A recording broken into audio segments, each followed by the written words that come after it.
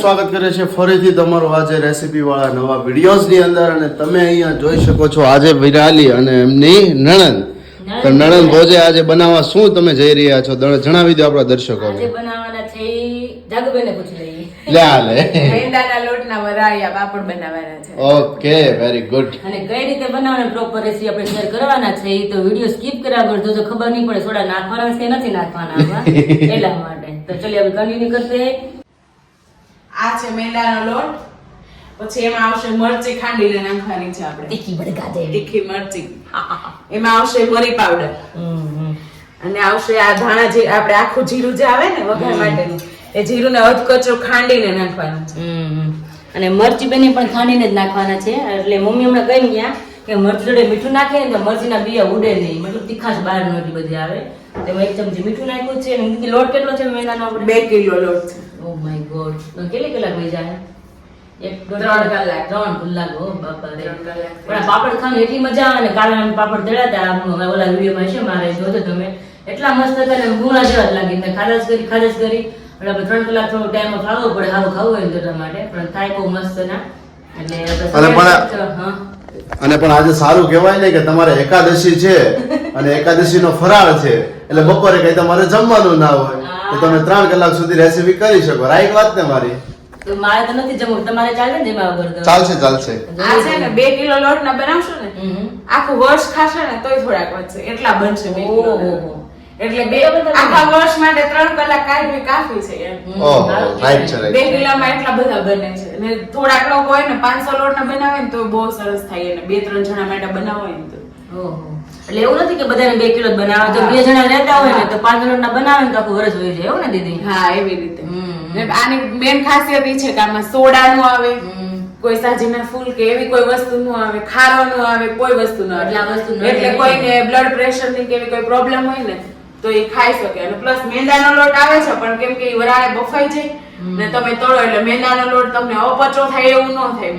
નહીતર પાછા બધા કોમેન્ટ કરશે કે મેંદાનો લોટ ખાવામાં ફાયદાકારક નથી. એ વાત રાઈટ છે. પણ જો તમે દીદી એવું વિચારતા હોય ને તો કોઈ પબ્લિક એવું નથી કે બહારનું કોઈ નહીં ખાતું હોય. બધી વસ્તુ મેંદાની બહાર આવતી જ હોય છે. પણ આપણે ઘર માટે થોડું બેસ્ટ કરીએ તો કે એમાં એવું છે ને કે ન ખવાય.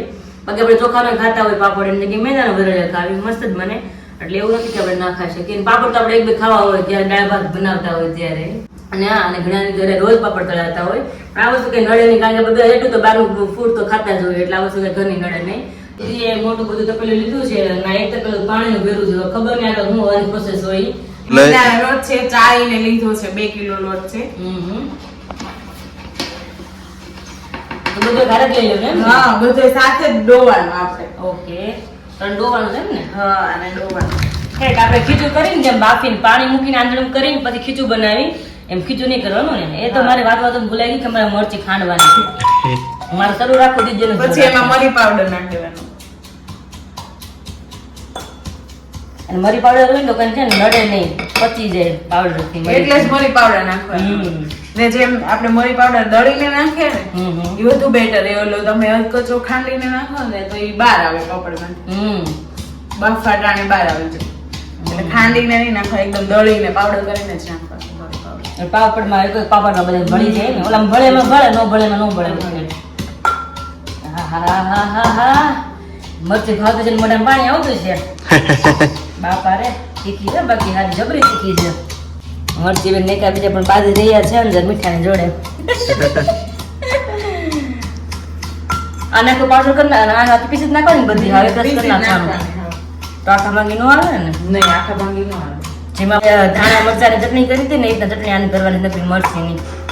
એકદમ પીસી નાખવાના છે એટલે એક રસ થઈ જાય ને એ રીતના તો આપણા પાપડનું હરખું બળી જાય. એટલા માટે મરી પાવડર નાખો. પછી આ મરચી છે આપણે સુરતી મરચી જે આવે ને તીખી, એ ખાંડીને પછી એને નાખવાની પેસ્ટ જેવી કરીને.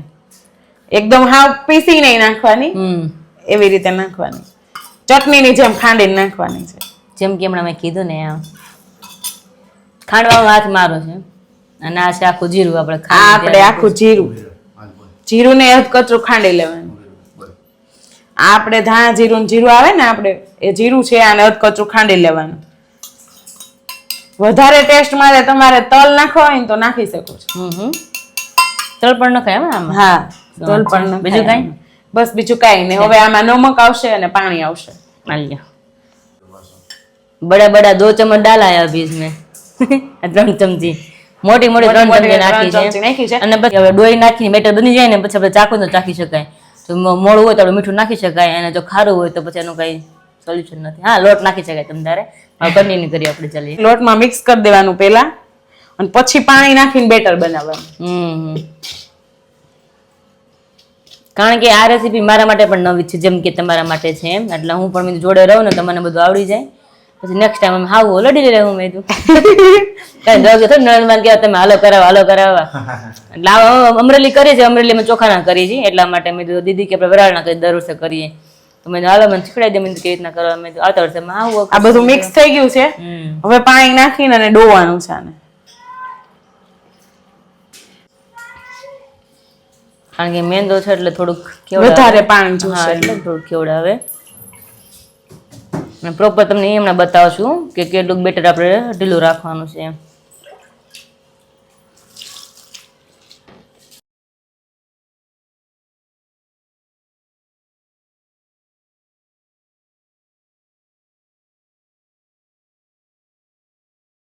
લોટ ને ડોયો તો આમાં આવી ક્યાંક ગાંઠું રે આવી.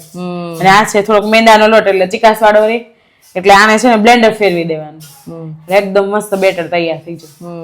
કારણ કે માથું જ કરો ને તો આપણે હાથ રહી જાય અને ગાંઠું એમ ભાંગે ને જે ગાંઠું થઈ ગઈ ને તો કોઈ તો ભાંગે જ નહીં. એનો ઓપ્શન એ મસ્ત છે કે આપણે બ્લેન્ડર મારી દઈએ ને મસ્ત એકદમ બેટર એકદમ સરસ થઈ જાય રસ થઈ જાય. એટલે આપણે બ્લેન્ડર મારી દઈએ. આપણે અહીંયા બેટર લઈ લીધું છે અને મારવાનું આમાં બ્લેન્ડર સ્ટાર્ટ કરી દઈએ.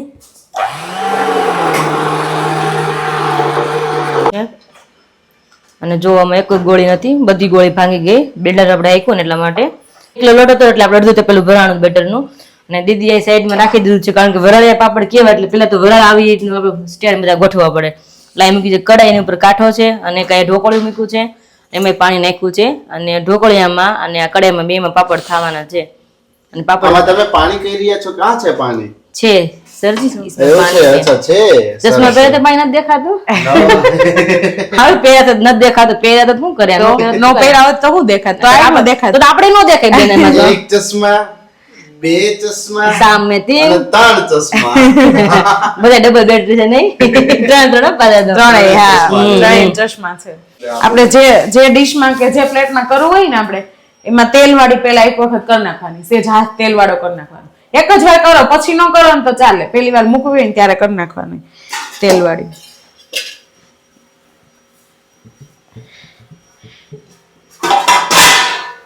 દીદી હા પછી આપણે આમાં જ મૂકવાનું ને પાપડ કરવાનું. એમાં જ મૂકવાનું. આમાં બેટર નાખવાનું. હા આમાં બેટર નાખવાનું. બેટર નાખીને પછી આ ઉપર મૂકવાનું ને ઉપર ઢાંકવાનું. જો હવે આપણે પાણી જોવાનું છે કે આવી રીતે એકદમ આમ ઉફાળો આવી જવો જોઈએ, ખદખદી જવું જોઈએ એટલું પાણી ઉકળી ગયું છે. હવે આપણે બેટર નાખીને પછી આપણે મૂકી દેવાની છે ડીશને. ઓહો આટલું જ નાખવાનું એમાં? ઓરે મને એમ આખો ડોયો ભરી ભરી નાખવાનું છે. આકાર જો જેટલા પતલા પાપડ કરો ને બેટર એકદમ આછું નાખો ને એટલે એકદમ પતલા પાપડ થાય ને સરસ થાય ક્રિસ્પી. બહુ જરીક જાડું તમે લેયર કરો ને તો એ તમને આમ દાઢમાં વાગતા હોય ને એવા પાપડ થાય સામે.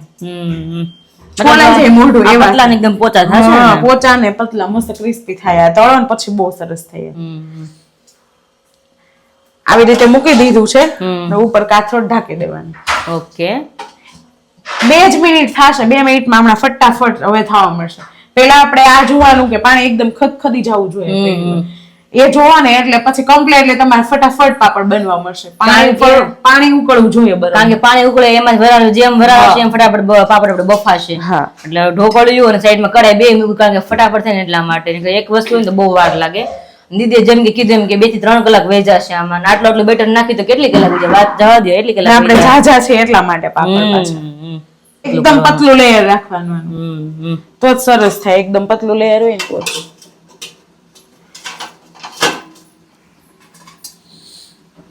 કારણ કે ઢોકળિયામાં તો શું 2 ડીશ આવે એટલે ઉપર આપણે મૂકી શકીએ સ્ટેન્ડ હોય એટલે. વાહ આને કહેવાય મેંદાના લોટના વરાળિયા પાપડ. ને આને સુકવવામાં તે એવું ફટાફટ સુકાઈ જાય. એવું નથી કે ઓલા પાપડની જેમ એક એક પાપડ સુકવવો પડે. તમે એકલા હોય તો આટલો થપ્પો એક હારે કરીને પછી સુકાવા જાવ ને તો આ એકબીજા સાથે ચોટે નહીં, કાંઈ ન થાય આને. શું વાત છે? એટલે તો બધા પાપડ થઈ જાય પછી સાથે સુકવવા જાય ને તોય ચાલે એમ. ઓલા પાપડ તમે એકલા હોય તો પોસિબલ જ ન થાય. પોસિબલ જ ન. ઊભા થઈને તમારે પાથરવાના, પાછા કરવાના, ઊભા થઈને પાછું પાથરવાના પાપડ ને એવું થાય, બહુ વાર લાગે. તો આપણે જોઈએ આગળ કન્ટિન્યુ છે કેવી રીતના બધું શું કરવાનું છે. કેવી રીતે એકદમ ફૂલીને ઉફાણ આવી ગયો છે, જોયું પાપડ? આ પાપડ ફૂલી ગયેલો છે, જોયું? એટલે ચડી ગયો છે. 2 મિનિટ પણ ન થાય એમાં, ફટાફટ થઈ જશે. હા, એકદમ જલ્દી. સ્મેલ બહુ મસ્ત આવે છે. આવે છે સ્મેલ મસ્ત ની. કારણ કે એમાં મરી ને મરચાં ને બધું હા, નાખે, એનો ટેસ્ટ વધારે આવે મરીને મરચાંનો. ઘણા તો છે ને આના માટે સ્પેશિયલ આવડી ડીશ બનાવડાવે છે. હા, આવડી પતરાની ડીશ બનાવડાવે આના માટે ને અહીંયા એક આમ હાથો રાખે પકડવા છે. હા, એટલે ગાય ગા થાય. હા, એટલે ગાય ગા થાય. જે પણ ઈ છે ને બહુ નાની થાય છે. આટલી કાટલી કોઈ એમાં મજા વાર લાગે ને, બહુ જ વાર લાગે. મોટી હોય ને તો ગાય ગા, મોટા મોટા પાપડ થાય. મોટા હોય ને તો ગાય ગા થાય. વાહ, ઓહો. આને કાઢવાના કઈ રીતે? આ કાઢવાના આ રીતે. તો ભેગું ન થઈ જાય યાર? કાઈ ન થાય આને. Oh my God. હા, તૂટી ન જાય? કાઈ જ ન થાય આને. ઓહો હોય, થઈ ગયા. અરે વાહ, આખું રાઉન્ડ નીકળી જ જાય એમ જ. મને બીક લાગે તૂટી નહીં જાય. કાઈ જ ન થાય આને. તૂટી ગયું હોય તો કાઈ ન થાય, આમને સુકવી દેવાનું હવે. લે હાથે ચડી વાત એટલા માટે. કેવલા આ તો આ નાનું આપણે રાઉન્ડ થયું છે એટલે આખું રાઉન્ડ છે અને આપણે 4 ટુકડા કરી નાખવાના. 4 ટુકડા કરી નાખવાના એટલે સરસ પાપડ થઈ જાય. મોટી ડીશ હોય એટલે 4 ટુકડા કરી નાખવાના. વધારે આ થાળી જેવું હોય તો 6 ટુકડા કરી નાખવાના. એટલે ટુકડો તળો ને તે આવડે મોટા બહુ મોટો થાય. આવડે ટુકડો હોય ને તો આખું બાઉલ ભરાઈ જાય. આપણે તળીને બહુ મોટા થાય તોય. હાથમાં દીદી આપ્યું તળન કરું અને શું કરવાનું, ક્યાં મૂકવું? ક્યાંક દીદી નક્કી કર્યું ને ક્યાં મૂકો, મને આઈડિયા નથી એટલે તો હું કહું છું આમાં મૂકી દઉં. હા, રિયલી હો ને કાઈ નથી થતું અને કાઈ ન થાય એટલે જ મેં કીધું કે આ તમારે એકલા હોય ને તો બધા સાથે સુકવો ને તોય ચાલે. આમ 4 ટુકડા કરી નાખો ને એટલે સરસ થઈ જાય. તમને સુકવવામાં સારું રહે અને ઉખડવામાં સારું પડે ને. હા, બધી રીતે સારું પડે. જો આમ જ ઉખડી જશે જાતે, જોઈ લો. ઓહો, એમ જ જાતે ઉખડી જાય છે. આપણે પણ 4 તડકા કરી દીધા છે. જો આવી રીતે આમ થપ્પો કરીને મૂકી દો ને પછી તમારે જયારે ફ્રી થાવ ત્યારે તમે આને સુકવો ને તોય ચાલે. અને કાઈ થાય નહીં, ચોટે નહીં કે કાઈ વસ્તુ નહીં, તરત ઉખડી જાય. અરે વાહ, આ તો આલૂની પૂરી જેવી થઈ ગઈ. એવું જ લાગે. મોમોસ કે ને શું કહેવાય?